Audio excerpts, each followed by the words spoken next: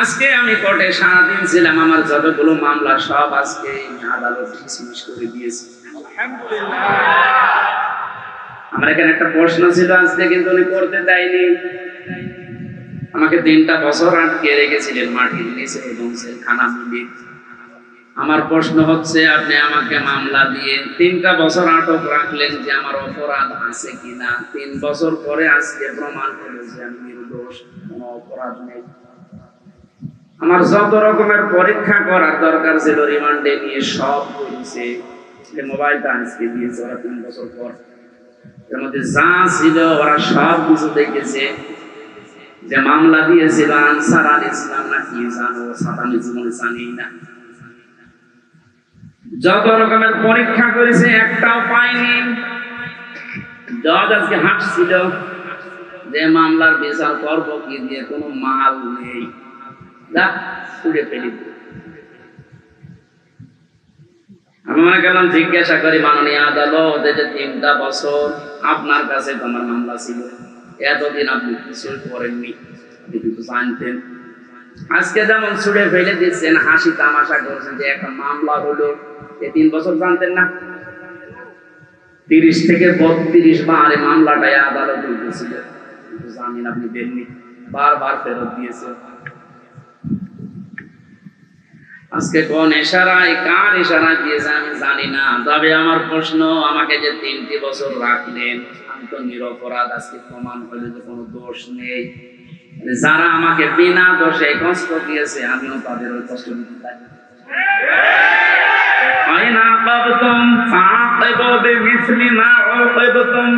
যতটুকু অত্যাচারিত হও অতটুকু করো।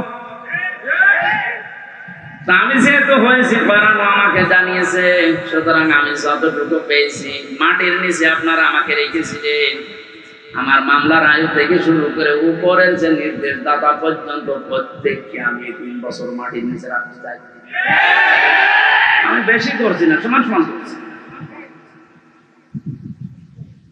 এটা যদি আপনি না করতে পারেন, আগামীতে আমার মতো আরো মানুষ বিনা কারণে 3 বছর 5 বছর না 10 বছর 15 বছর মাটির নিচে জেলখানায় থাকবেন, কোনো বিচার হবে না। 15 বছর পরে লোকটা যখন বের হবে, আপনি রায় দিয়ে দেবেন যে নির্দোষ, কোনো দোষ নেই, তাহলে 15 বছর আপনি ফিরিয়ে দেন।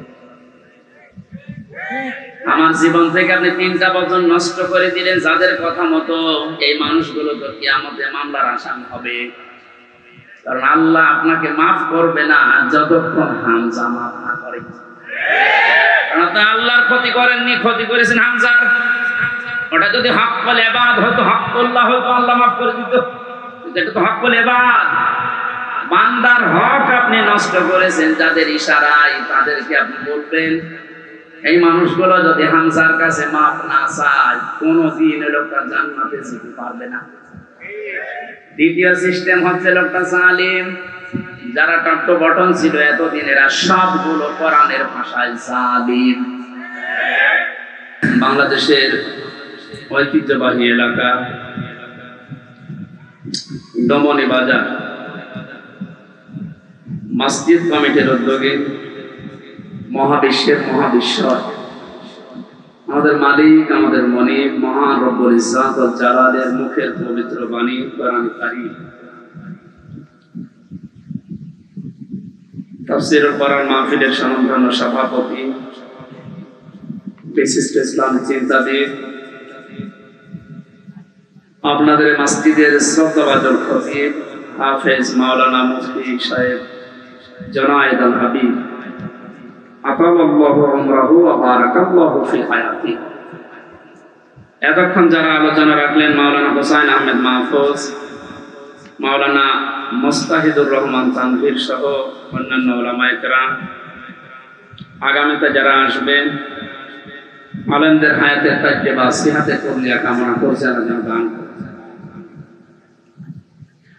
মঞ্চে বসা অত্র এলাকার সর্বজন শ্রদ্ধাভাজন ব্যক্তিবর্গ, সামনে বসা মুসলমান ভাইরা, পর্দার আড়ালের সম্মানিতা মা এবং বোনেরা, প্রান্তীয় ঢাকাবাসী, আল্লাহর দরবারে নত শিরে শুকরিয়া আদায় করছি। আফদালুল ইবাদাতি তিলাওয়াতুল কোরআন। এই হাদিসের ব্যাখ্যা অনুযায়ী যত নফল ইবাদত আছে সবচাইতে নফল ইবাদত আল্লাহর কাছে প্রিয় হচ্ছে কোরআনে কারীমের তেলাওয়াত, কোরআনের আলোচনা। বিশ্বনবী মসজিদে নববীতে প্রবেশ করলেন, বাম দিকে তাকিয়ে দেখলেন কিছু মানুষ আল্লাহর জিকির করছে, ডান দিকে তাকিয়ে দেখলেন কিছু মানুষ আল্লাহর কোরআন নিয়ে ব্যস্ত আছে।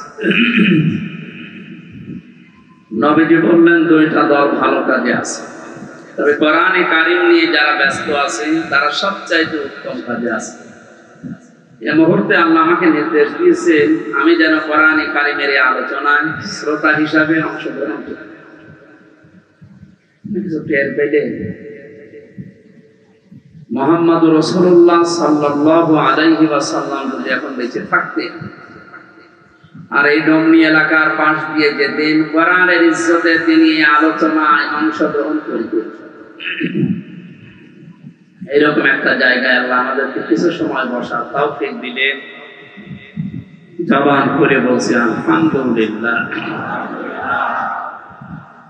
উনি দারাজ কণ্ঠে কথা বলছিল, বিজ্ঞান প্রমাণ করছে খালাকাল ইনসান আল্লামাহুল বায়ান, মানুষকে আল্লাহ বানিয়েছেন আর কথা বলার শক্তি দিয়েছেন।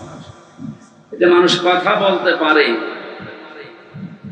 এই কয়েক ইঞ্চি জায়গা থেকে এক একটা কথা বের হতে 27টা স্তর পার করা লাগে। কয়টা? 27টা স্তর পার করার পর একটা কথা তৈরি হয়। আপনি চিন্তা করেন, এতগুলো স্তর পার করার পরে যদি একটা কথা তৈরি হয়, যিনি কথা বলার যোগ্যতা আমাদেরকে দিয়েছেন তার প্রশংসা বাদ দিয়ে অন্য কারো প্রশংসা আদায় করা ঠিক হবে? যদি আমরা উল্টা দেখেছি, আপনি যাই মনে করেন স্বাধীনতার পর থেকে পর্যন্ত বিভিন্ন মরা মানুষদের প্রশংসা যত এদেশে হয়েছে, ওই পরিমাণ প্রশংসা আল্লাহর যদি হতো আমরা আল্লাহর ওলি হই। কি হয়েছে তাদের প্রশংসা করি, শান্তি পেয়েছি।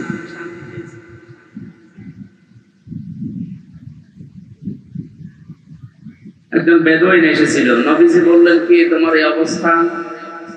কাঁধের উপর একটা ভাঙ্গা মূর্তি নিয়ে নাক ভাঙা। তোমার মূর্তির নাক ভাঙা কেন? লোকটা বলে হে রাসূল, এটা আমার মূর্তি না, এটা আমার খোদা।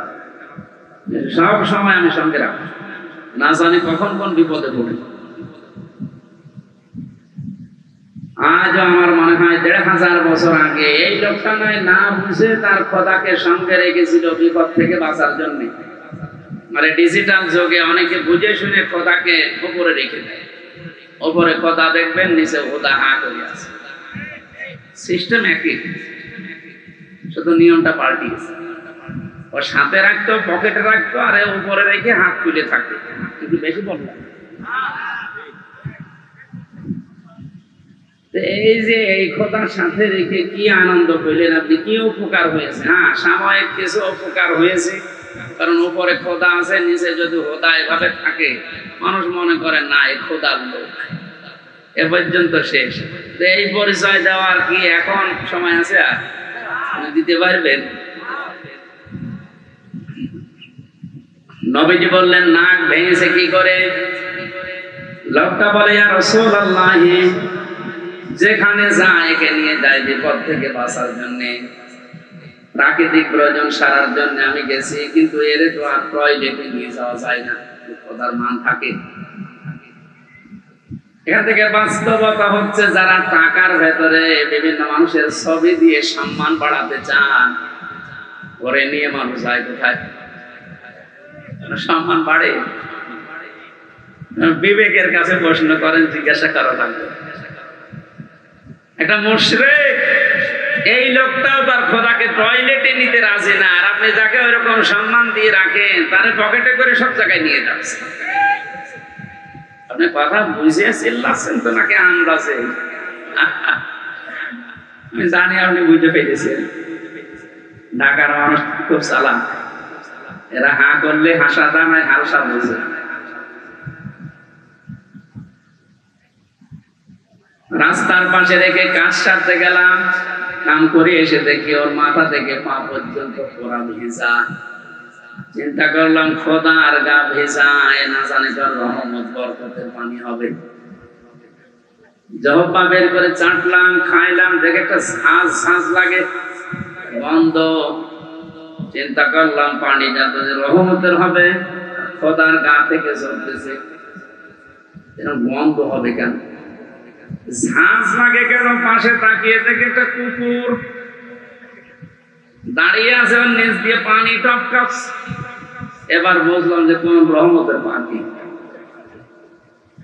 ওদের আমার মেজাজ গেল খারাপ হয়ে, খোদা না খোদা, নিজের এই কুকুরের পোশাক থেকে বাঁচাতে পারবো না। আমার রাগ হওয়ার পরে ওরে দিয়েছে একটা আষাঢ়, নাক ভেঙে। নবীজি বললেন আমার কাছে কেন আসবে? লোকটা বলেন ইয়া রাসূলুল্লাহ, এদের অসারতা, এদের গল্প কাহিনী, এদের অজ্ঞতা, এদের মূর্খতা, এদের দুর্বলতা সব আজ আমার কাছে স্পষ্ট হয়ে গেছে। আমি আর এর কাছে কিছুই চাই না, একে নিতেও চাই না। আপনার তাওহীদের কাছে আমি ধরা দিতে এসেছি, আমারে আপনি পড়িয়ে দিন লা ইলাহা ইল্লাল্লাহু মুহাম্মাদুর রাসূলুল্লাহ। আপনি শুধু হাদিসটা শুনে শেষ করে দিচ্ছেন না। আমার তো মনে হয় ১,৫০০ বছর আগে লোকটা যা ঘটিয়েছে, এখন এই ডিজিটাল যুগে খাপের খাপ অনেকের জীবনে মিলিয়ে যাচ্ছে। যেই দেখেছি যে না এগুলো তো কল্প কাহিনী।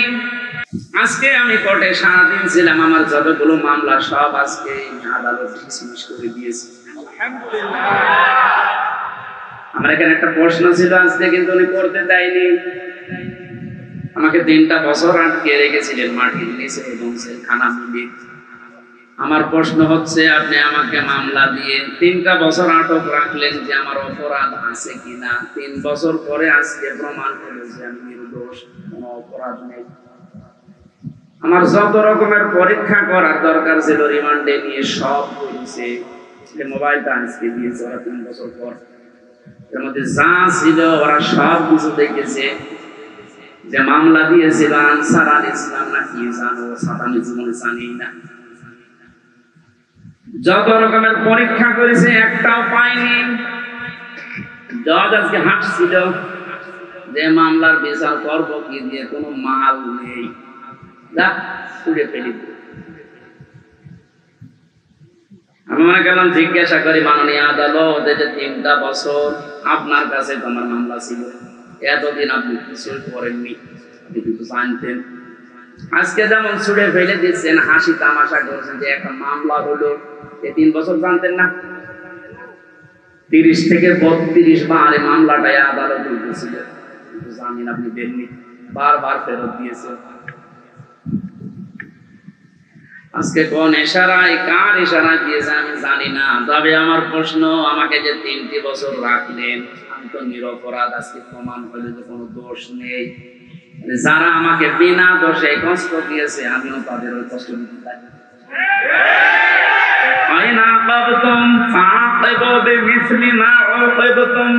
যতটুকু অত্যাচারিত হও অতটুকু করো। আমি যেহেতু হয়েছি বানানো আমাকে জানিয়েছে, সুতরাং আমি যতটুকু পেয়েছি। মাটির নিচে আপনারা আমাকে রেখেছিলেন, আমার মামলার আয়ু থেকে শুরু করে উপরের যে নির্দেশদাতা পর্যন্ত প্রত্যেককে আমি 3 বছর মাটির নিচে রাখতে চাই। আমি বেশি করছি না, সমান সমান করছি।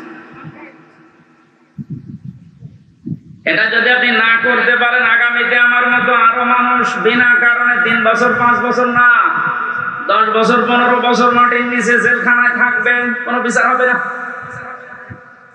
15 বছর পরে লোকটা যখন বের হবে, আপনি রায় দিয়ে দেবেন যে নির্দোষ, কোনো দোষ নেই, তাহলে 15 বছর আপনি ফিরিয়ে দেন। আমার জীবন থেকে আপনি 3টা বছর নষ্ট করে দিলেন। যাদের কথা মতো এই মানুষগুলো তো কিয়ামতে মামলার আসামি হবে, কারণ আল্লাহ আপনাকে মাফ করবে না যতক্ষণ হামজা মাফ না করে। আল্লাহর ক্ষতি করেননি, ক্ষতি করেছেন হামজার। ওটা যদি হকফুল ইবাদ হতো, হকুল্লাহ হতো, আল্লাহ মাফ করে দিত। এটা তো হকফুল ইবাদ, বান্দার হক আপনি নষ্ট করেছেন। যাদের ইশারায় তাদেরকে আপনি বলবেন এই মানুষগুলো যদি হামজার কাছে মাপ না চায়, কোনদিন লোকটা জান্নাতে যেতে পারবে না। দ্বিতীয় সিস্টেম হচ্ছে লোকটা জালিম। যারা টপ বটন ছিল এতদিন, এরা সবগুলো কোরআনের ভাষায় জালিম। জালিমদের জন্য সবচাইতে আমার ভয় লাগে সূরা শুরার 42 নম্বর আয়াতটা পড়লে, ইন্নামাস সাবিলু আলাল্লাযীনা ইয়াযলিমুনান নাস ইলা আখির আয়াত। আল্লাহ পাক বলেন, অবশ্যই আমি আল্লাহ নিজে মামলা দায়ের করব, নিজে অভিযোগ দায়ের করব, কেস করব। শব্দের অর্থ দিকে খেয়াল করেছেন, ইন্নামাস সাবিলু আলাল্লাযীনা ইয়াযলিমুনান নাস। আল্লাহ ইয়াযলিমুনান মুসলিমুনা দেননি, ইয়াযলিমুনান নাস দিয়েছেন। এটা মজারে বর্তমান ভবিষ্যৎ, প্রেজেন্ট ফিউচার দুইটা কাল নিয়ে আল্লাহ শব্দ দিলেন কেন? কারণ এখন শুধু না, কিয়ামত পর্যন্ত এই আয়াতটা কোরআনে থাকবে না, 2 দিন পর নষ্ট হয়ে যাবে।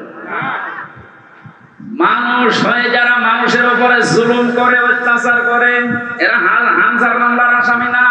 আমি মামলা দিলেও পারি, না দিলে মাফ করে দিলে হয়ে গেল, কিন্তু না, আল্লাহ পাক বলেন ওরা আমি আল্লাহর মামলার আসামি। আমার তো আয়াত পড়ার পরে বাংলাদেশের দিকে তাকিয়ে মনে হয় এদেশের অনেক মানুষ এখন অলরেডি আল্লাহর মামলার আসামি হয়ে গেছে।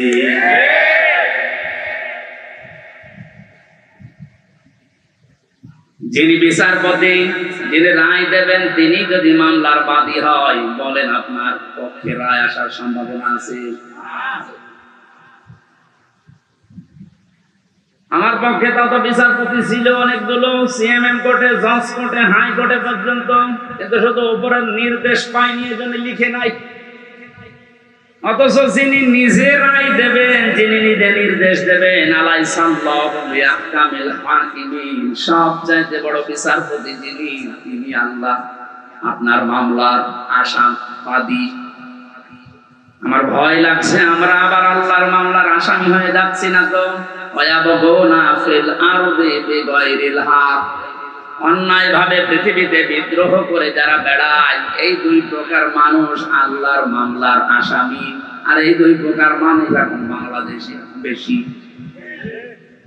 আগস্টের 5 তারিখ থেকে আজকের এই 2 তারিখ পর্যন্ত তাকান, এই 26-27 দিনে কত ভাবে চেষ্টা চালাচ্ছে কি করে বিশৃঙ্খলা তৈরি করা যায়, বিদ্রোহ করা যায়, দুনিয়া অশান্ত করা যায়। আমি আপনাকে বলছি, আমি আপনাকে ভালোবাসি, বাঁচাতে চাই। কোরআনের চোখ লাগিয়ে দেখতে পেলাম এই দেশে 5 তারিখের পর থেকে 2 তারিখ পর্যন্ত যারা শান্ত হয়ে যাওয়ার পরে বিশৃঙ্খলা করার চেষ্টায় আছে, পৃথিবীর মানুষকে বোঝাতে যাদের দৃষ্টান্ত শান্ত নেই, কত রকমের প্রো তৈরি করে ইস্যু লাগিয়ে আপনি চেষ্টা চালিয়েছিলেন, তওবা করে ফিরে আসেন, নয়তো আপনি আল্লাহর মামলার আসামি।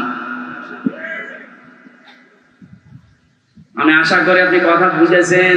যদি না বোঝার ভান করে উল্টা পাল্টা ধারণা করেন, আপনার কপালে হেদায়েত আল্লাহ দেবে না। এই যে কপালে হেদায়েত দেবে না, এটা তো আমি বানালাম। আল্লাহু লা ইয়াহদিল কওমাজ জালিমিন, ইহদি এটা মুজারে, বর্তমান ভবিষ্যৎ, প্রেজেন্ট ফিউচার। আল্লাহ বলেন আমি জালেমদেরকে হেদায়েত দিচ্ছি না, দেব না। আর সুরতলা হচ্ছে ওদেরকে মাফ করে দেন, আমি মাফ করে পারবো কি? আল্লাহ তো হেদায়েত দেবে না জালেমদের। এত কঠিন নিকৃষ্ট আল্লাহর কাছে শব্দটা। নবীজি জানিয়েছেন যুলমু যুলমাতু ইয়াউমাল কিয়ামাহ, জুলুম কিয়ামতের ময়দানে ঘোর অন্ধকার হয়ে তার সামনে দেখা দেবে, নিজের হাত পর্যন্ত দেখতে পাবে না। এটা যদি 100 ভাগ আমরা বিশ্বাস করে বাস্তবে নিয়ে আসতে পারতাম, জীবন পাল্টিয়ে দিত। আমি আমার ঈমান থেকে কথা বলছি। যারা এখনো পর্যন্ত এই আয়াতগুলোর সাথে মিলে যাচ্ছেন, আপনি থামেন। মৃত্যুর বড় বড় চলে আসলে তখন কিন্তু আপনার পাশে বসে কালেমা পড়ালেও কাজ হবে না। ঢাকাবাসী, আমি যেটা শিক্ষা দেওয়ার জন্য পর্যন্ত আসছিলাম, আজ বহু মানুষের গল্প কাহিনী মিথ্যাচার, মিথ্যা রচনা, অনেক ষড়যন্ত্র, বিশেষ করে উল্টা পাল্টা সব যেহেতু আমাদের কাছে ধরা পড়ছে, দলে দলে পালে পালে দেখতে পাচ্ছি মানুষ বুঝে হোক না বুঝে হোক এখন ইসলামে আসা আরম্ভ করে দিয়েছে। এটা কেন দিল? কোরআনে কারীম জানিয়েছে, ইযা জাআ নাসরুল্লাহি ওয়াল ফাত ওয়া রাআইতান নাসা ইয়াদখুলুনা ফি দীনিল্লাহি আফওয়াজা। আল্লাহ পাক বলেন, হে নবী, যখন আমার সাহায্য আসবে তখন আপনি বিজয় দেখতে পাবেন। কিছু না হলেও কিছু আমরা পেয়েছি। আল্লাহর সাহায্য আসার কারণে কিন্তু আমরা বিজয়ের স্বাদ পেয়েছি। মানুষ যে পরাধীন থাকলে কি হয়, এটা এই 27 দিন আমি টের পেয়েছি। সবচেয়ে বেশি টের পেয়েছিলাম মাটির নিচে যতদিন ছিলাম, ওই সময় চোখের উপরে কালো কাপড় বাঁধা, আমার হাতে পেছনে হ্যান্ডকাপ দেওয়া, পায়ে ডান্ডা বেড়ি দেওয়া, মাথায় দড়ি দিয়ে যখন টেনে নিয়ে যেত, মনে হচ্ছে এ পৃথিবীতে সব চাইতে বড় কষ্ট হয় আমি। মাটির নিচে অবস্থায় ছিলাম। আপনারা উপরে যারা ছিলেন বিবেক দিয়ে বলেন তো, আপনারা অসহায় ছিলেন না? গত কয়েকদিন আগে কুষ্টিয়ায় বাংলাদেশ জামাত ইসলামী ওলামা বিভাগের আয়োজনে 500 আলেম সব ধরনা থেকে নিয়ে এসেছিল। কত? 500। ওনারা আয়োজন করেছিল 500, 750 উপরে আলেম এসেছে পুরা কুষ্টিয়া জেলা থেকে, সব ধরনার। প্রায় 2.5-3 ঘন্টা আলোচনা হয়েছে, কোনো সমস্যা না, কিচ্ছু পাইনি। আমি নিজেও ছিলাম। আপনি একটু ভাবেন তো, 5 তারিখের আগ পর্যন্ত 500 না 5 জন আলেম এক জায়গায় বসলে নিরাপদে থাকতে পারত? স্বাধীনতার পরাধীন কি অবস্থা, বাস্তবতা এইটা। এই অনুষ্ঠানটা করতে হলে 5 তারিখের আগে 14 জায়গায় পারমিশন নেওয়া লাগতো, তারপর ওই অনুমতি মিলত না। এ মানুষগুলো তো সেই মানুষই আছে। এখন 14 জায়গা অনুমতি না। ডক্টর ইউনূস বলেছেন, এদেশে কোরআনে কারীমের কথা ওইভাবে হয়ে অন্যান্য ধর্মের কথা যেভাবে চালু আছে। হিন্দুদের পূজা, ওদের দুর্গা পূজা, সরস্বতী পূজায় যদি অনুমতি না লাগে, পাহারা দেওয়া হয়, কোরআনের অনুমতি লাগবে কোন কারণে? কিছু মানুষের কিছু চিন্তাধারায় আল্লাহ তাকে মাফ করেন। কবি নজরুলের জীবনে ওরকম আমল আমি ওনার জীবনে পড়ে পাইনি, কিন্তু কিছু কিছু কথা এত দামি, আমার মনে হয় আল্লাহ ওই কথাগুলোর কারণে মাফ করে দেবে। এই লোকটা যে ঘোষণা দিল, কোরআনের পক্ষের লোক না বিপক্ষের লোক ওটা আমি বলছি না, কিন্তু যে ঘোষণা দিল, এই 17 বছরে কোনো মুসলমান এই ঘোষণা দিতে পারে না। আরো বিরোধিতা করতেন আপনি।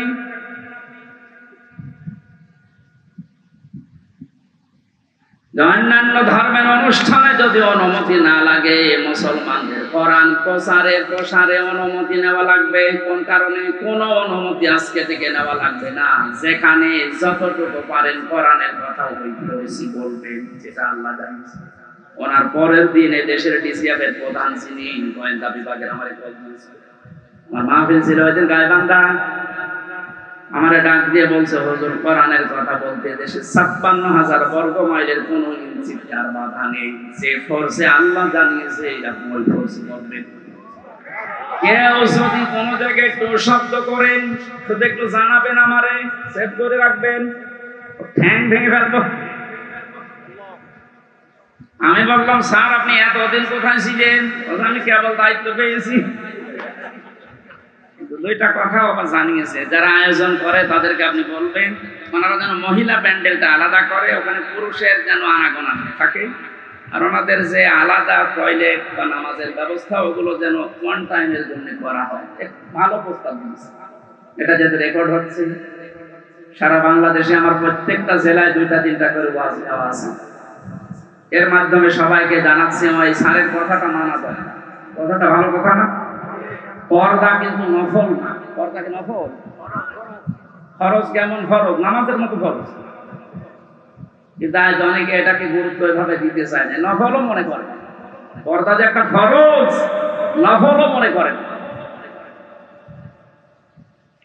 এই জন্যে কাজটা যেভাবে উনি করতে বললেন আমি আপনাদের কাছে পৌঁছিয়ে দিলাম। উনি আজকেও আমাকে জানিয়েছে কোর্ট থেকে বের হওয়ার পরে, যেই দেখেছি সব মামলা ডিসমিস হয়ে গেছে। আমি সাংবাদিকদের সামনে যখন লিভ করছিলাম, ব্রিফিং করার পরেই কল দিয়ে জানিয়েছি যে আপনি কিন্তু আজকেও মাহফিলে যাবেন। আমি জানি কোথায়, দেখেছেন। আমি জানি না আমার মাহফিল, কারণ আমার সাথে যে ছেলেটা আছে ও আমার একদিন আগে জানায় যে আজকে অমুক জায়গায় মাহফিল আছে। ওনারা জেনে ফেলেছে, কত খোঁজ রাখছে। ওনার ওই কথাটা আমরা আহ্বান জানালাম, আপনারা মেনে চলবেন। মেয়েদের এই সিস্টেম গুলো একটু দরকার, ওনাদের ইসলাম জানা দরকার নেই বলেন। ঢাকাবাসী কোরআনে কারীম থেকে কথা আরম্ভ করার জন্য আমরা আল্লাহর শুকরিয়া জানাচ্ছি, যিনি আমাদেরকে এই স্বাধীনতার একটু হালকা সুখ পাওয়ার তৌফিক দিয়েছেন। যখন আল্লাহর সাহায্য আসবে, বিজয় যখন আপনি দেখতে পাবেন, বিজয়ের যতগুলো ধাপ আছে, একটা ধাপ আমি বাস্তবে সভাপতির সাথে আমি আজকে মিলাবো, একটু মিলাবেন। ওয়ারাইতান নাসা ইয়াদখুলুনা ফি দীনিল্লাহি আফওয়াজা। আল্লাহর সাহায্য আসলে আপনি বিজয় দেখতে পাবেন। বিজয়ের প্রথম ধাপ এটা, দলে দলে পালে পালে মানুষ দেখবেন ইসলামে প্রবেশ করছে। আপনি 27 দিনের জরিপটা একটু দেখেন। আগস্টের 5 তারিখের আগে আমি 4 তারিখে রাত্রে পেয়েছিলাম একটা জরিপ। ওই জরিপে দেখেছি এই দেশের 100 জনের মাত্র 15 জন চায় যে ইসলাম রাষ্ট্রীয়ভাবে কায়েম হোক, 85 জন চায় না। আজকে মাগরিবের পরের রিপোর্ট আমি ঘুমানোর আগে দেখেছিলাম বিবিসি থেকে। আজকের রিপোর্ট হচ্ছে দেশের 100 জনের 35 জন এখন চাচ্ছে এই দেশে কোরআন দিয়ে দেশটা চলুক। আপনি একটু সুযোগ দেন। দলে দলে যেভাবে প্রবেশ করছে, গাইবান্ধার পলাশ বাড়িতে আমি 45 মিনিট আলোচনা করার পরে এক হিন্দু অনার্স মাস্টার্স করা এক শিক্ষক, ধর্মে আমি আর থাকবো না, আপনি আমার ইসলামে প্রবেশ করান।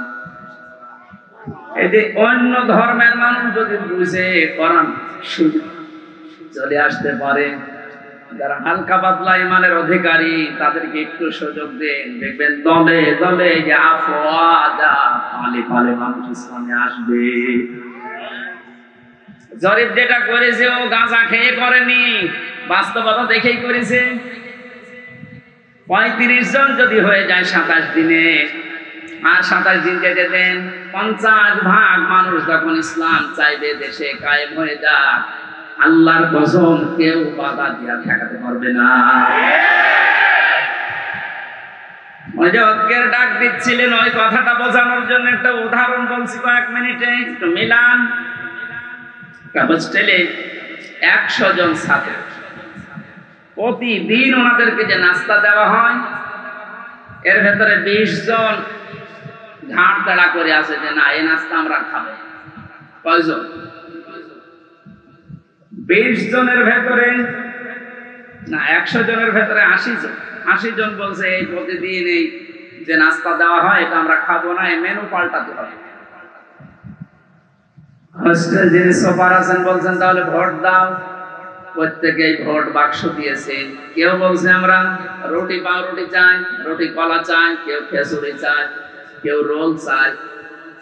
এভাবে একটা একটা করে দিতে দিতে সর্বশেষ দেখা গেল 20 জন মাত্র যে নাস্তা ছিল আগে ওইটাই আছে, আর বাকি 80 জন এই নাস্তার সাথে একমত না। 20 জনের এক জায়গায় ভোট পড়েছে, এখন 80 জন বাকি আছে, ওরাও ভোট দিয়েছে। কারোটা 15, কারোটা 14, কারোটা 18, এভাবে করতে করতে ভাগ হয়ে গেছে। নাস্তার বিল যেটা পাস হবে, বেশি সংখ্যক যেহেতু মানুষ সেখানে পাস হবে ওইটা।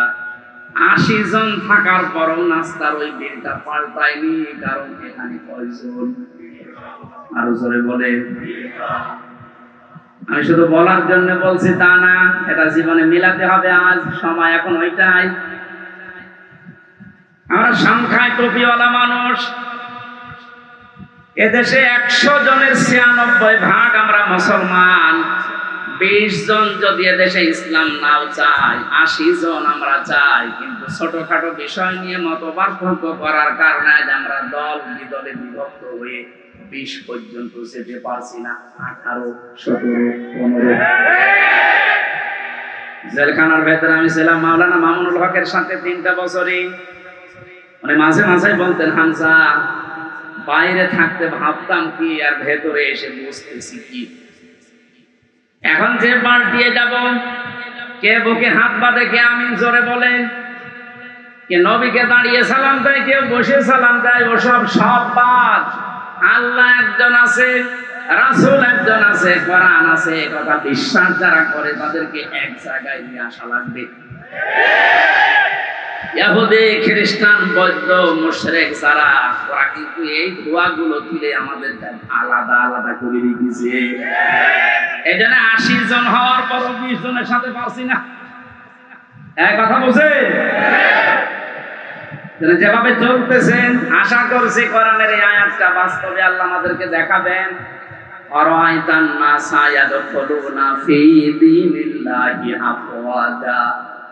দলে দলে পালে পালে যেভাবে মানুষ ইসলামে আজ দীক্ষিত আর আরম্ভ হয়েছে, আল্লাহ পাক যেন চর্ম চোখে দেখার তৌফিক দেন যে কোরআন দিয়ে 56,000 বর্গ মাইল চলছে। শোক এবং শান্তি শব্দ দুইটা। শোক 3টি বিষয়ের নাম, শান্তি 4টা বিষয়ের নাম। বাস্তবে ছোট জীবনে বহু দেশ আমি ঘুরেছি। আমি আকিস গ্রুপে চাকরি করতাম প্রতি ভিসাতে। ওনারা একটা ভিসা লাগিয়ে 27টা দেশ আমার একবারে ঘোরানোর ব্যবস্থা করে দিয়েছিল। যদিও 3 বছর জেলে থাকার কারণে আমার ভাগ্য হয় নাই, তারপরও আমার ব্যক্তিগতভাবে বহু দেশে আমি গেছি। সুখ শান্তি এটা কিনতে পাওয়া যায় না। আল্লাহ পাক সুখ এবং শান্তি নিজের পক্ষ থেকে দান করেন। 53 বছর হয়ে গেল, সুখ শান্তি এ দুইটার একটা আমরা এখনো পাইনি, অনুধাবনও করতে পারছি না। কারণ চলছিল 53 বছর মানুষের তৈরি করা নিয়ম নীতি দিয়ে। বাবা চালিয়েছিল, আমি দেখি নাই, ওই মুরব্বীরা দেখেছে, বাবারটা দেখে নাই। স্বামী চালিয়েছিল, ওনারা দেখেছে, আমি তো দেখি নাই। আমার 92 সালে জন্ম। চাচা চালিয়েছিল, বউ চালিয়েছে, ভাবিও চালিয়েছিল, সবগুলো আমরা দেখেছি। কোরআন দিয়ে দেশ চললে কেমন দেখা যায় আজও দেখি।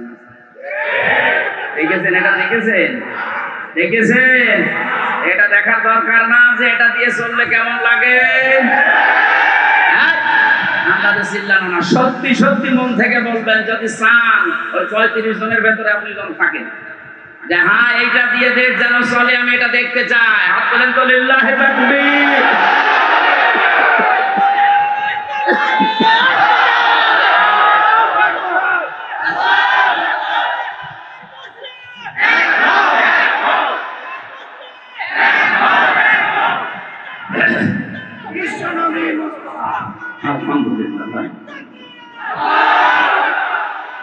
দরুদ আর সালাম পড়ছে আমাদের নবী মুহাম্মদ রাসূলুল্লাহ সাল্লাল্লাহু আলাইহি ওয়াসাল্লামের।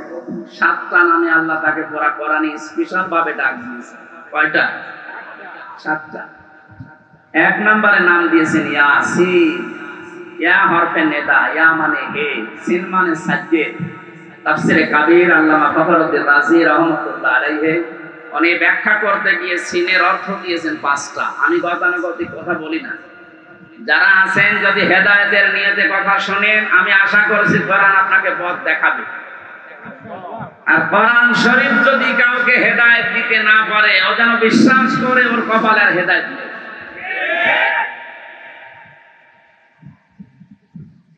মানিত্তাবাআল হুদা বিগাইরিল কোরআন আদাল্লাহুল্লাহ। তিরমিজি শরীফের হাদিস। নবীজি বলেন কোরআন বাদ দিয়ে যদি পৃথিবীর কোন জায়গায় কেউ ভালো হওয়ার নিয়তেও চায়, আল্লাহ নিজে দায়িত্ব নিয়ে তাকে গোমরাহ করে দেয়। ও ঢাকাবাসী শব্দের দিকে খেয়াল করেন, হুজুর আছে আল্লাহুল্লাহ বাবে ইফাল। নবী যদি দল্লা দিতেন তা অর্থ হয়ে যেত, দল্লা ইয়াদিল্লু না দিয়ে আল্লাহ ইয়াদিল্লু দিয়েছেন। দল্লা শব্দটার বাংলা অর্থ হচ্ছে আপনি নিজেই নিজেকে খারাপ বানিয়ে ফেলেছেন। আর আল্লাহ মানে আল্লাহ নিজে দায়িত্ব নিয়ে আপনাকে নিজে খারাপ বানিয়ে দিয়েছে। এই কথাটার অর্থ কি? কোরআন যেখানে নেই ওই জায়গায় যদি কেউ ভালো হওয়ার নিয়তেও যায়, ওকে খারাপ বানাবে হামজা কে? বলেন বলেন।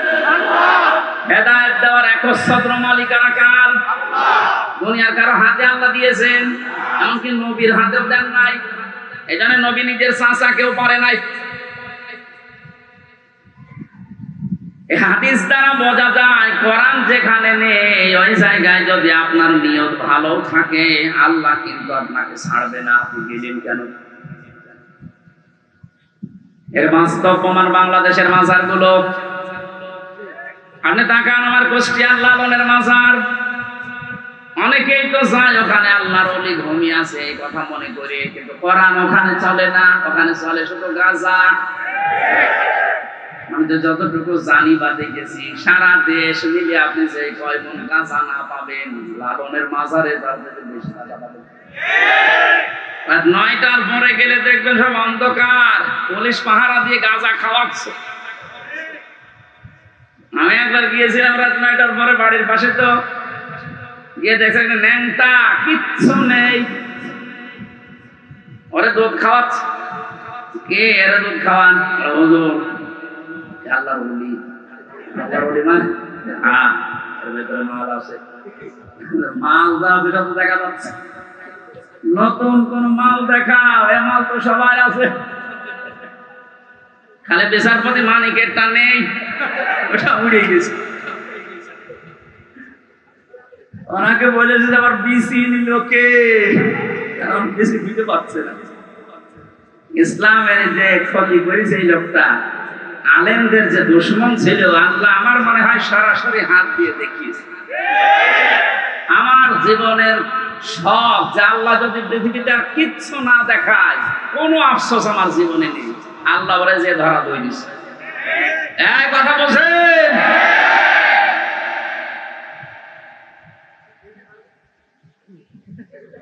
এই লোকটার সম্পর্ক আমি শুনেছি জেলখানায় থাকতে ছোট হুজুরটা আমার সাথে ছিল, ওই যে রফিকুল ইসলাম মাদানি বই মারছিল। আমার বলছে হামজা ভাই, আমারে প্রথমে রিমান্ডে নিয়ে রাত 12:30টার দিকে নিয়ে গেছে হাকিম ছিলে।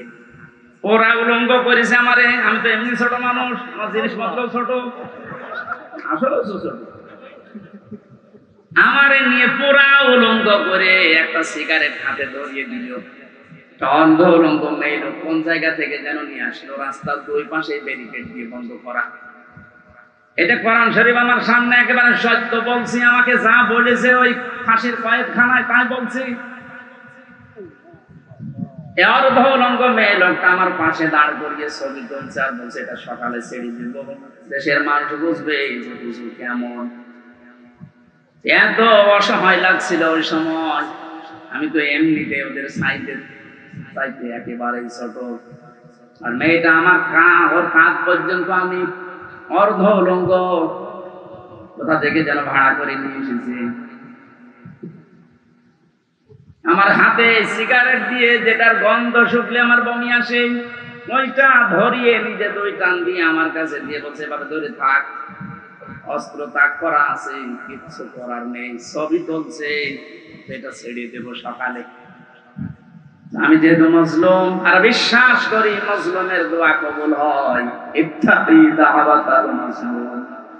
নবীজি বলেন দুনিয়াতে আর যাই করো মজলুমের বল দোয়া থেকে নিজেকে বাঁচিয়ে রেখো।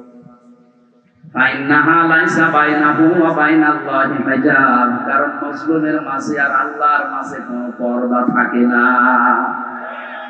হাতির ঝিলের ওই পানির পাশে দাঁড়িয়ে আল্লাহর কাছে বলেছিলাম, মাবুদ যে অবস্থা করছে আমার তো কিচ্ছু করার নেই, তুমি দেখতে পাচ্ছ। এক এসআই কে ডাক দিয়ে বললাম, ভাই আপনারা যা করছেন আমার সাথে, একে হারুন স্যার জানে না? মানে উনি তো করাচ্ছে। যাই বলেছে উনিই করাচ্ছে, কারণ রিমান্ডে অনেকে মাঝে মাঝে এসে আমার প্রশ্ন করতো, তখন কি ফেরেশতার মতো কথা বলছে, অথচ ভেতরে ভেতরে এত খারাপ অবস্থা আমার করলো। আল্লাহ তুমি সব দেখেছো, আমার যেভাবে ওরা অপমান করেছে কেউ এইভাবে। আমার মনে হয় আল্লাহ কারেন্টের মতো ওর দোয়া কবুল করেছে। দেখেছেন না, ও এখন 3 ইঞ্চি সারা দুনিয়া এখন তার নাম অনেকে জানে না, কিন্তু 3 ইঞ্চি ও সবাই, মহিলারা পর্যন্ত জানে তো 3 ইঞ্চি। ছোট হুজুরের দোয়াটা একেবারে মাসলুম, যেহেতু আল্লাহ কবুল করে দুনিয়ায় দেখিয়েছে, পরবর্তী কি করবে সেটা আল্লাহ ভালো জানে।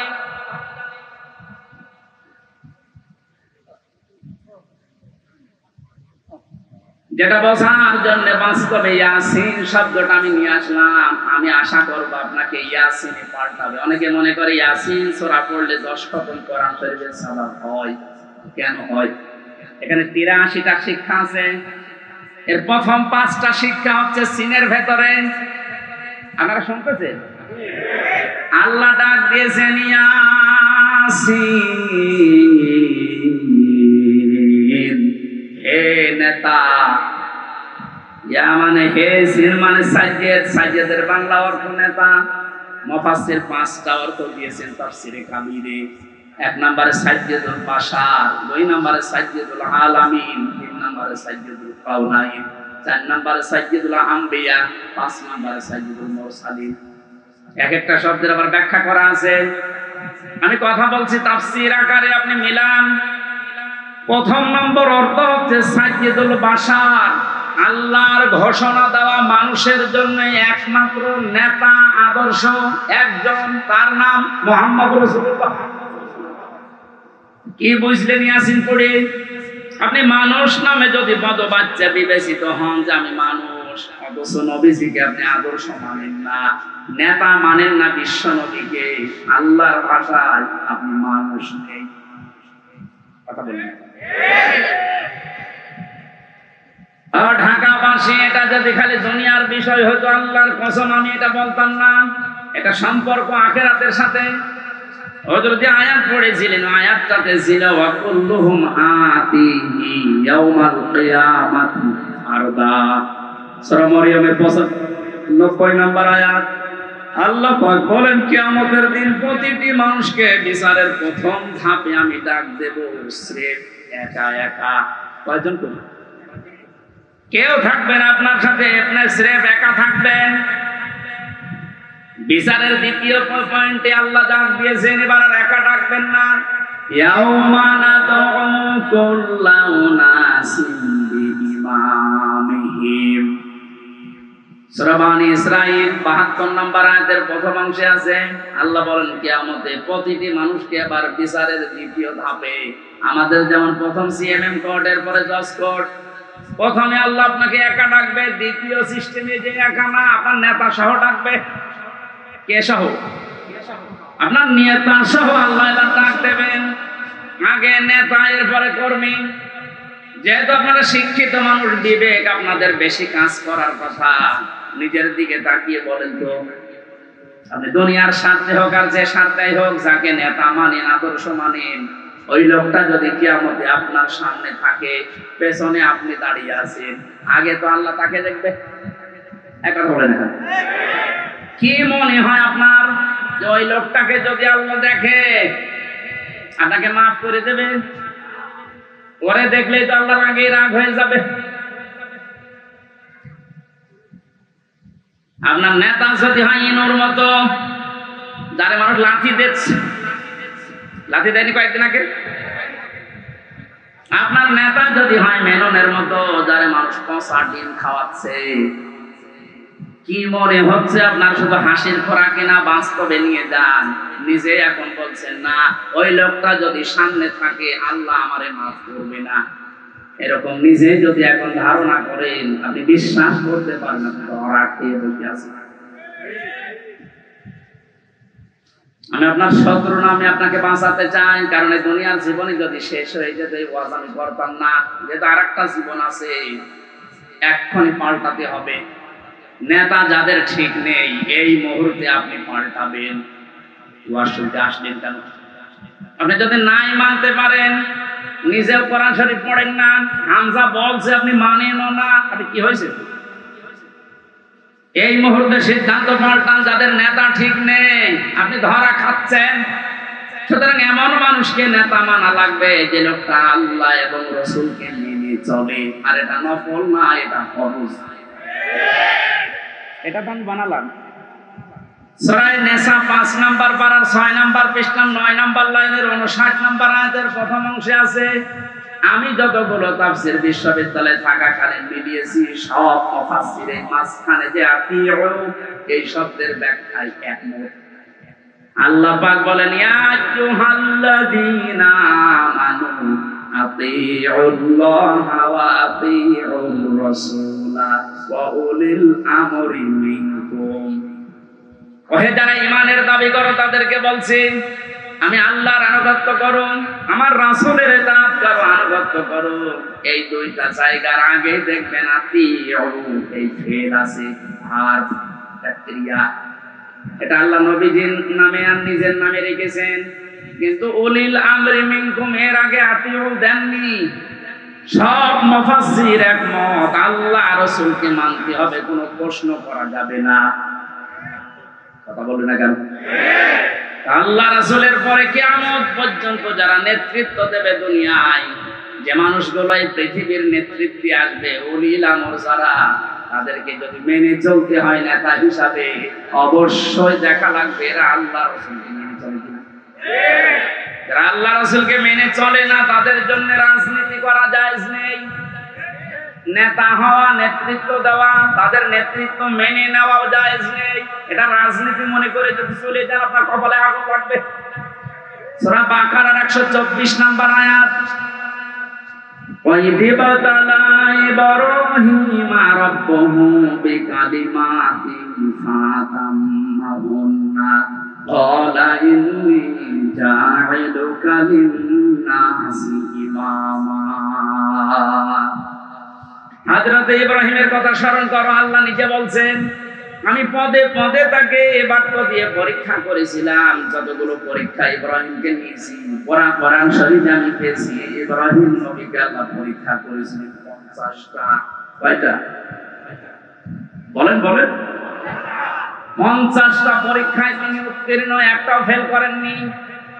আল্লাহ রাব্বুল আলামিন এত খুশি হয়েছিলেন, তিনি ডাক দিয়েছেন, ইব্রাহিম আমি তোমাকে মানব জাতির জন্য নেতা বানিয়ে দিলাম। হযরত ইব্রাহিম বলেছিলেন, হে আল্লাহ, এই যে নেতৃত্ব দেওয়ার গুণাবলী, নেতা হওয়া, এটা কি শুধু আমি একাই পেলাম? ওয়ালা মিন যুররিয়াতি, নাকি আমার সন্তানাদি যারা দিয়া কিয়ামত পর্যন্ত আসবে এরাও কি নেতা হতে পারবে? আল্লাহ সঙ্গে সঙ্গে সাফ ঘোষণা দিয়েছেন, ক্বালা লা ইয়ানালু আহদিস যালিমিন। ইয়ানালু এটা মুজারে, বর্তমান, ভবিষ্যৎ, প্রেজেন্ট, ফিউচার। আল্লাহ পাক বলেন, তোমার সন্তানাদি কিয়ামত পর্যন্ত যারা আসবে তারা নেতা হতে পারবে, নেতৃত্ব দিতে পারবে, ইমাম হতে পারবে, কিন্তু জালেমদের জন্য আল্লাহর এই ওয়াদা নেই। ইয়াতে মুফাসসিরিন ইকরাম ফি জিলালিল কোরআনে লিখেছেন, সাইয়্যিদ কুতুব, যে দুনিয়ায় যারা জুলুম করে, সে নিজের উপরে হোক, পরিবারের উপরে হোক, সমাজের উপরে হোক, রাষ্ট্রের উপরে হোক, জনগণের উপরে হোক, যারা জুলুম করবে তাদের জন্য নেতা হওয়া, নেতৃত্ব দেওয়া, রাজনীতি করা জায়েজ নেই, হারাম। অথচ বাংলাদেশে তো উল্টা, যে যত বড় জালেম সে তত বড় নেতা। বেশি করে ফেললাম, কিছুই বেশি হয়নি, কম হয়েছে। জালিমিন দিয়েছেন আল্লাহ, জালেমদের জন্য কোনো ওয়াদা নেই। আর তারা এখন বড় বড় নেতা হয়। 15 বছরে তারাই আমাদেরকে বলেছে খানকায় থাক। আর এই ময়দানটা আমরা 2000 টাকা যদি বাজেট হয়, 5 টাকা খরচ করে 1995 টাকা খেয়ে এক একটা প্রকল্পের জন্য 3 বার, 5 বার, 7 বার, 10 বার, 11 বার করে বাজেট হয়। এক একজনের যে টাকা পাচারের এই যে এখন দেখছি, আমার মনে হয় যদি কিয়ামত পর্যন্ত হায়াত পেত এই লোকটা, এত টাকার মালিক হওয়া ওর দ্বারা বৈধ পথে সম্ভব না।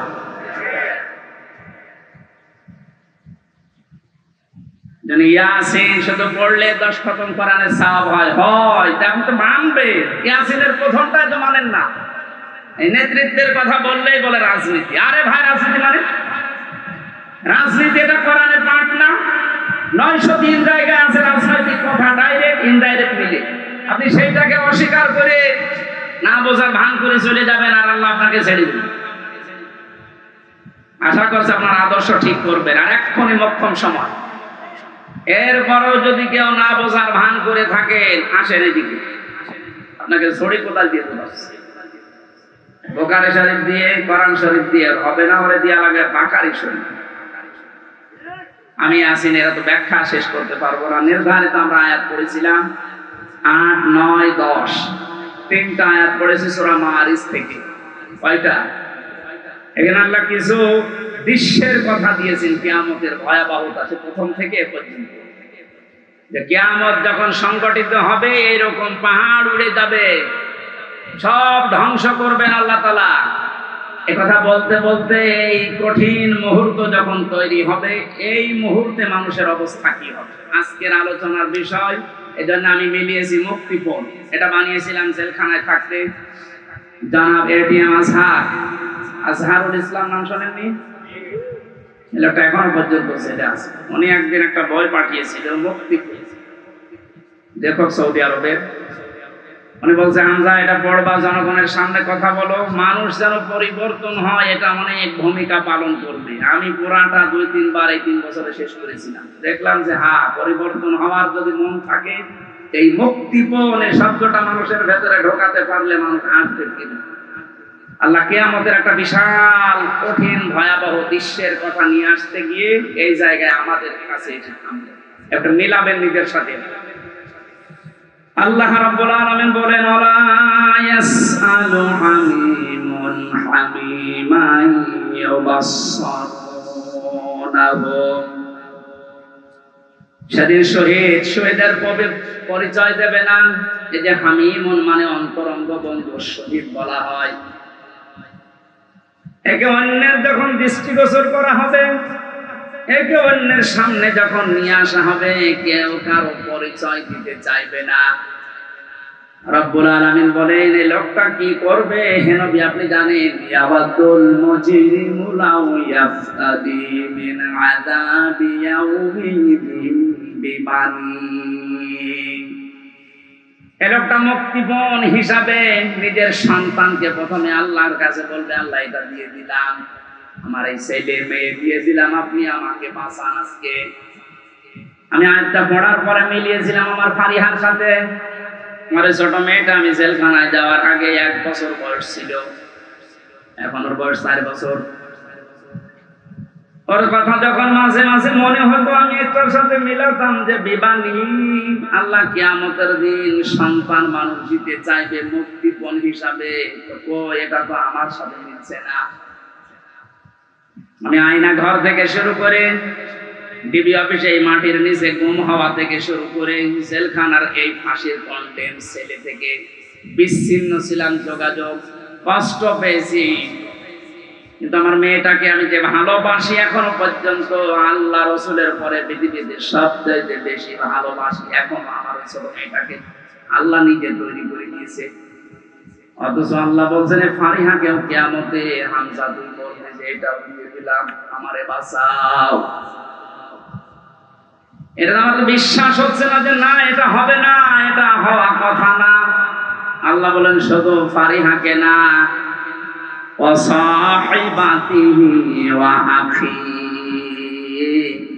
মানুষ তার স্ত্রী এবং তার ভাইকে পর্যন্ত মুক্তিপণ দিতে চাইবে।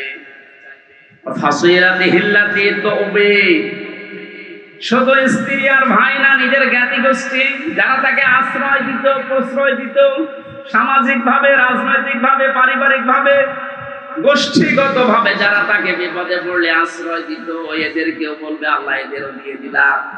এটা আজকে আমি মেলালাম হাজি ছেলেদের সাথে। যেভাবে গালিগালাজ করছিল কোটে তোলার সময়, কত টাকার মালিক আপনি বলেন তো হাদিসে?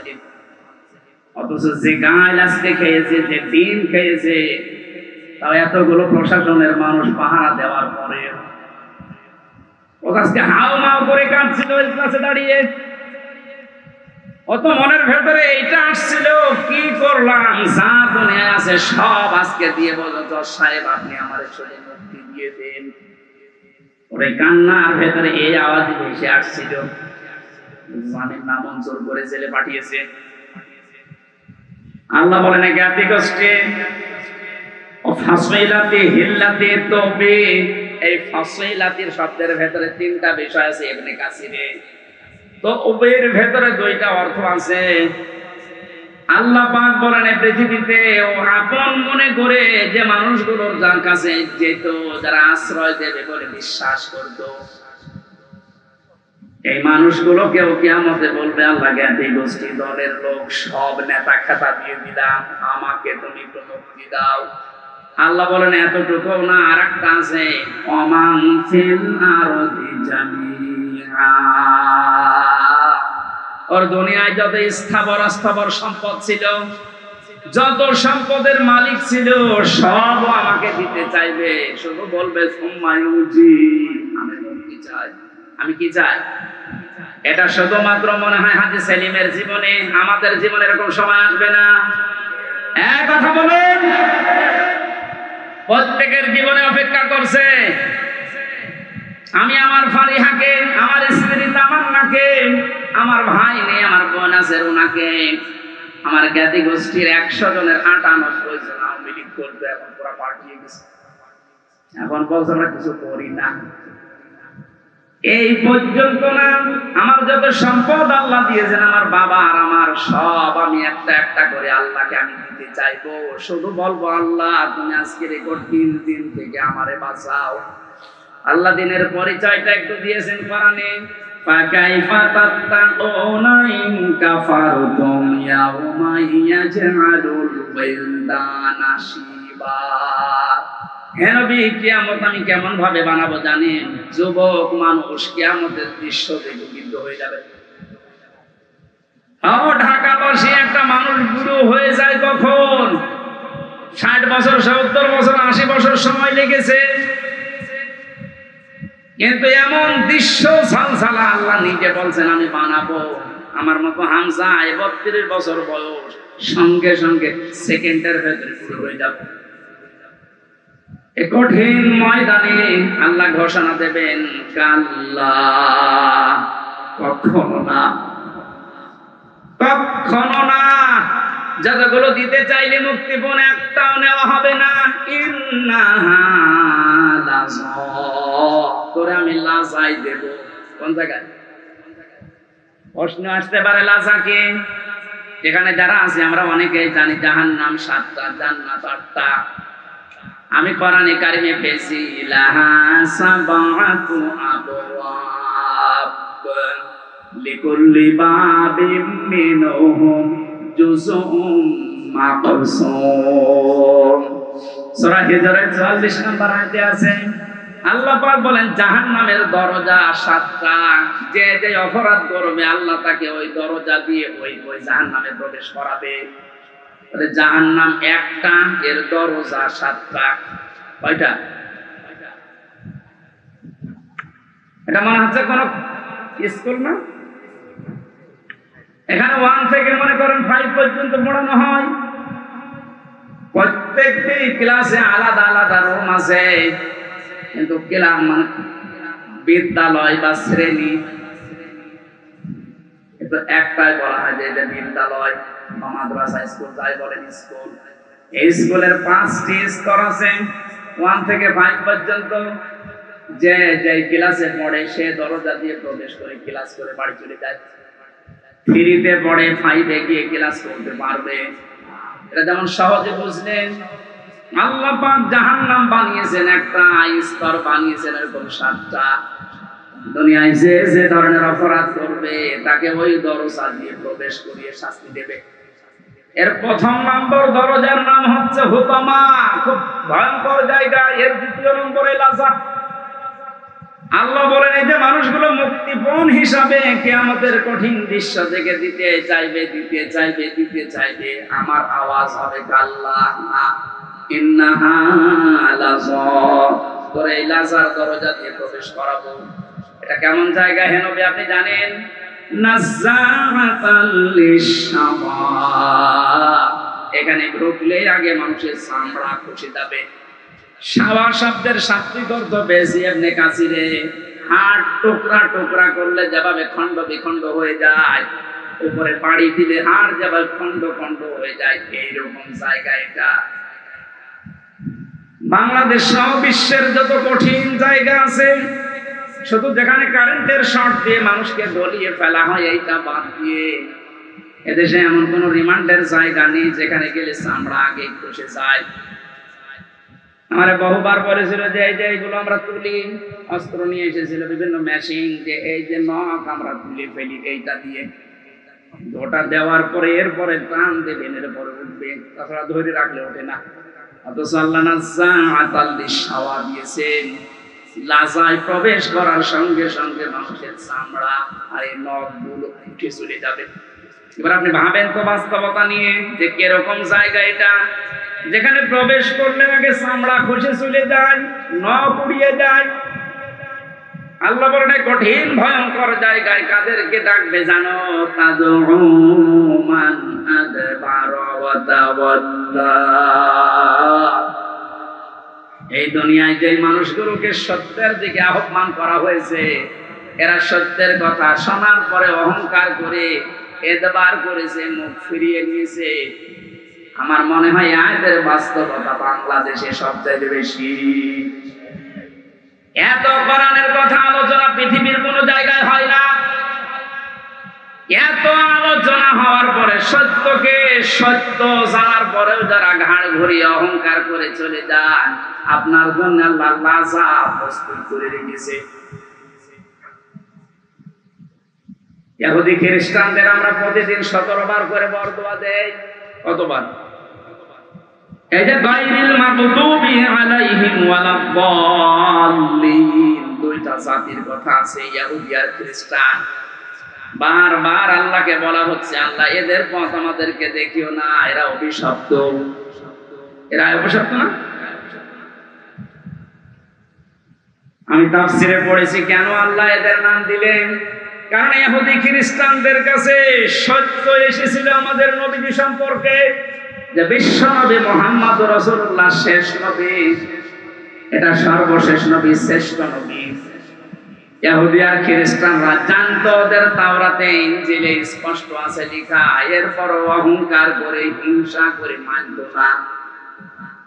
আপনি কিন্তু বুঝতে পারছেন হামজা যা বলছে কোরআন দিয়ে হাদিস দিয়ে ও বানিয়ে বলছে না, ও সত্য কথাই। সত্য জানার পরেও অহংকার করে হিংসা করে অনেকে এরপরও চলে যাবে। এদের জন্য লাজা। 2 নম্বরে ওয়া জামাআ ফাআওয়া, যারা মাল সম্পদ জমা করে আর বারবার সংরক্ষিত রাখার চেষ্টা করে। আজ হাজারো মানুষে বাংলাদেশে চরিত্রের আছে, বৈধ অবৈধ নেই, মাল জমা করে যাচ্ছে। ইয়াহসাবু আন্না মালাহু আখলাদা, মনে করে এটা আমার কাছে স্থায়ীভাবে থাকবে। শুধু জমা করে শেষ না, এটা সংরক্ষণ করার জন্য কত কায়দা কৌশল। এদেশে জায়গা হয় না বেগম পাড়া বানাচ্ছে, এদেশে জায়গা হয় না সুইস ব্যাংকে রাখছে যেন সংরক্ষিত থাকে। সম্পদ উপার্জন করা নিষেধ না, বৈধ পথ বাদ দিয়ে যারা অবৈধ পরে উপার্জন করার পরে এগুলো যারা সংরক্ষণ করার চেষ্টায় আছেন হক আদায় না করে, তার মানে যাকাত দেওয়ার হক ছিল আপনি দেননি, দান সাদাকা করার অর্থ ছিল আপনি করেননি। বৈধ বৈধ না ভেবে শুধু জমা করা, এভাবে যারা জমা করে গিয়েছেন আর সংরক্ষিত রাখার জন্য চেষ্টা চালিয়েছেন, আপনার জন্য লাজা। আমাকে সহ যারাই শুনলাম, আল্লাহ তুমি লাজা থেকে আমাদেরকে বাঁচাও, বলেন আমিন। বাংলার মুসলমানেরা, পৃথিবীর জমিনটা আপনি যদি বদ্ধ জায়গায় কিছুদিন থাকেন, আপনার কাছে স্পষ্ট ধারণা চলে আসবে মাটির নিচে সরকার আমাদেরকে দিয়ে লস হয়নি, আমার কষ্ট হয়েছে, লস হয়নি। দুনিয়ার জীবনটা আগে যে দৃষ্টিতে দেখতাম পুরা দৃষ্টি আমার পাল্টিয়ে গেছে। আল্লাহ তাআলা বলেন আমাল হায়াতুদ দুনিয়া ইল্লা মাতাউল গুরুর, পৃথিবীর জমিনটা ধোঁকা, বাস্তবে এখন দেখছি ঠিক 100 ভাগ আসলে ধোঁকা।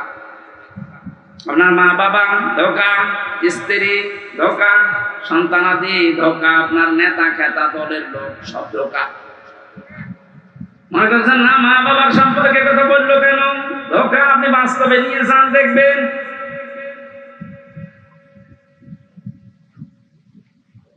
স্ত্রী ধোঁকা, এটার বাস্তবতা আমরা সবাই কম বেশি টের পাচ্ছি। আপনি যদি একটু শ্বশুর শাশুড়িকে অপমান করার চেষ্টা করেন, আপনার আপন বউ আপনার পর হয়ে যাবে।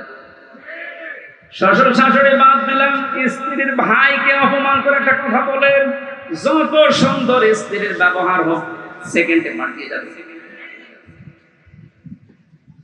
দুনিয়ার সব কিছু যখন ধোঁকা ধোঁকা বলে আল্লাহ ঘোষণা দিয়েছে, আমরা এই ধোঁকার পেছনে পড়ে থেকে আমাদের বিশাল আখিরাত আমরা যেন নষ্ট করি না ফেলি। আমি সহ যারা এসেছি, আল্লাহ তুমি আমাদেরকে ইখলাসের সাথে এগুলো মেনে চলার তৌফিক দাও, বলেন আমিন। বারাকাল্লাহু লানা ওয়া লাকুম ফিল কোরআনিল আযীম। অনেক রাত হয়ে গেছে। আমি মালয়েশিয়া ছিলাম কয়েকদিন আগে। মাওলানা মিজানুর রহমান আজহারী, জাকির নায়েক, এনারা বলছিল কথা বলতে হলে সর্বোচ্চ রাত 9:30 থেকে 10টায় অনুষ্ঠানগুলো শেষ করা লাগবে, কারণ আমাদের এই শরীরে উলিয়ে ওঠে না। এমনিতে 3 বছর যা খেয়েছি, শরীরের ভেতরে মাল মশলা সব নষ্ট হয়ে গেছে। স্বাভাবিকভাবে আমার সময় লাগবে। আমি জেলখানায় মেয়েদের পারিবারিক জীবন নিয়ে, যেহেতু ওখানে 100 জনের 70 জন এই পারিবারিক মামলার আসামি, এগুলো লিখেছিলাম, লিখে একটা বই করেছি। বইটা গাড়িতে আছে, নিয়ে নিজের স্ত্রীকে, মেয়েকে, মাকে পড়াবেন। ওনাদের সম্পর্কে যেহেতু আলাদা কিছু বলতে পারলাম না, বইটা নিয়ে যাবেন। গাড়িতে পাওয়া যায় কোথায় জানো? ওইটা নিয়ে মেয়েকে, মাকে, বউকে, বোনকে, এদেরকে পড়াবেন। আশা করছি পরিবারের শান্তি ফিরে আসবে। আজকের মতো বিদায় নিচ্ছি, কারণ কালকে অনুষ্ঠান অনেক দূরে এবং ডবল আছে। বারাকাল্লাহু লানা ওয়া লাকুম ফিল কোরআনিল আযীম। যারা দায়িত্বে আছেন বাকিটা শেষ করবেন। আসসালাম।